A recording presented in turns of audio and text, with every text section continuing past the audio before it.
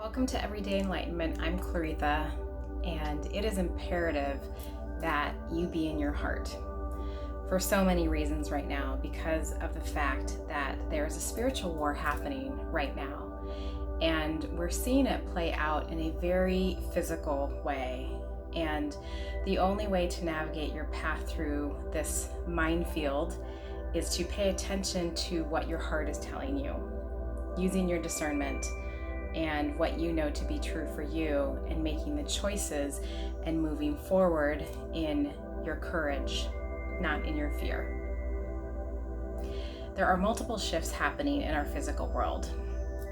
You are not seeing them all. I am not seeing them all. I don't think anybody is seeing them all, but there is much disinformation, much confusion, much fear, much anger, and energetic trickery happening simultaneously. It is occurring on many levels. However, we are seeing it manifest the most in the topic of the global illness that starts with a C, the experimental injection that goes into your arm, and the governing bodies that are demanding that people get it or else. And there's a lot of emotion that is tied up in that whole conversation. And regardless of what viewpoint you have, there is anger and frustration for the people that do not hold the same perspective as you. This past week, I had a conversation with a very close family member where we were going to try to plan a celebratory event. And without sharing all the details, to boil it down to its essence, I come from a place of love. I come from a love perspective.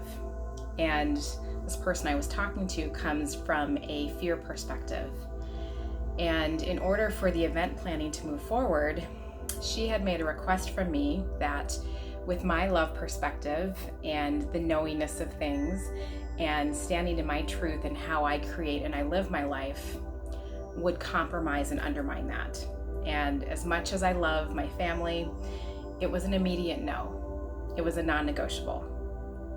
And although there was some minor frustration and irritation that I felt toward her momentarily, it's more of a sadness that I have that she lives in this paradigm of fear where this external narrative controls what she allows to happen in her life and what she gets to experience, when there is so much more possibility for love and for joy.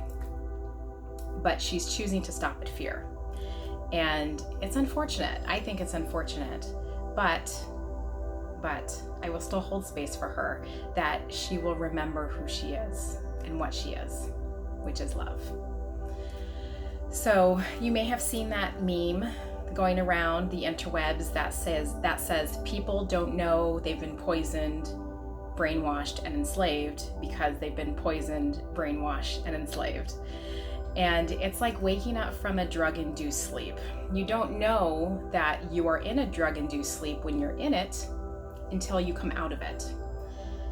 And this is what's happening right now. The world is waking up from a drug-induced sleep. We are waking up as a human collective. And it is happening to do just that, because people are never going to wake up if they're comfortable. You are never going to wake up if you're comfortable. You're never going to open your eyes to what isn't working if everything feels just fine, or if you can just get by.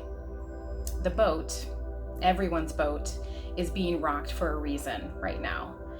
And that reason is for you to see the inhumanity and the manipulation and the exploitation that has been part of our human condition for years. It's part of our collective drug-induced sleep. And we are neck deep in the awakening process. Nobody escapes from what is happening right now. Life gets lifey. Life gets intense.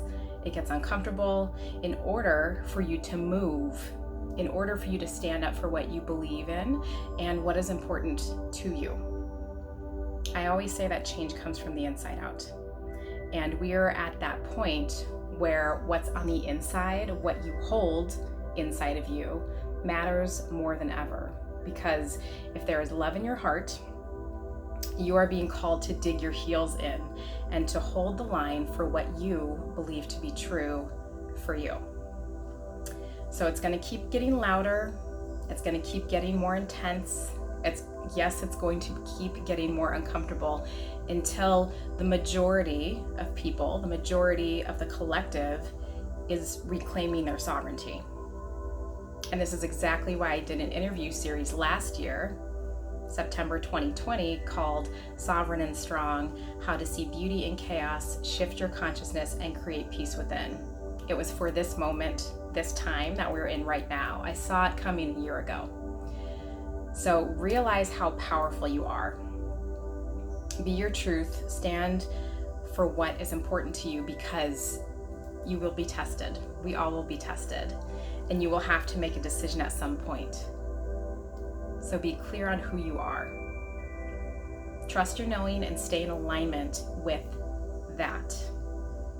And I know this is so intense for some right now, especially this week, because you may be facing job loss, or questioning whether to homeschool your kids, or just feeling the heavy exhaustion from the mental and emotional roller coaster of the past 17 months. Or maybe you decided to get the thing in the arm and your health hasn't been the same since. Because as a holistic health practitioner, I am seeing a lot of that. So ask yourself, what do you want? How do you want your life to go? What do you want in your life? How do you want to spend your time and your precious energy? What's coming up for you right now that you don't want anymore? We are witnessing a global death and rebirth. And know that your thoughts, your words, and where you put your energy create a basis of reality. So it's self-responsibility time for what you want to create, what you want to experience. So when you get tested, embody your compassionate warrior, embody your sweet rebel, or your defiant mama bear, and be heart-centered, but fight like hell for the things that matter to you. Because we are at that time. And it is up to each one of us to do it for ourselves, because there is great power in that. We are reclaiming our sovereignty and reclaiming our power. So remember who you are. Have a great week.